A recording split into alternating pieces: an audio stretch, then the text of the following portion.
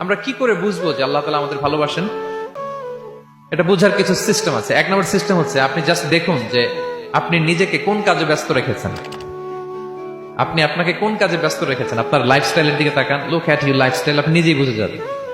আপনি যদি দেখেন যে না, আপনার ভালো ভালো কাজে আপনার ব্যস্ততা, আপনার এঙ্গেজমেন্ট ভালো লোকদের সাথে, আপনার সার্কেলটা ভেরি গুড সার্কেল, ভালো কাজে আপনার মন টানে, আপনি ভালো কাজ করেন, যদি আপনার কার্যক্রম এরকম হয় তাহলে বুঝে নেবেন আল্লাহ তাআলা আপনাদেরকে ভালোবাসেন। আলহামদুলিল্লাহ। আর যদি দেখেন না, যত আকাম কুকাম আছে ওইটার সবার আগে আপনি, যেই কাজে আল্লাহর ক্রোধ আসে, আল্লাহ রাগ হয়ে যান, যেই কাজ ইসলামে করার নিষেধ, যেটাতে তার অসন্তুষ্টি, ওই কাজে আপনার এঙ্গেজমেন্ট, ইনভলভমেন্ট, আপনার সার্কেল গুলাও এরকম, তাহলে বুঝে নিবেন আল্লাহ ভালোবাসা, এই মহা সৌভাগ্য আপনার কপালে জোটে নাই। তাহলে এটা হচ্ছে একটা সিস্টেম।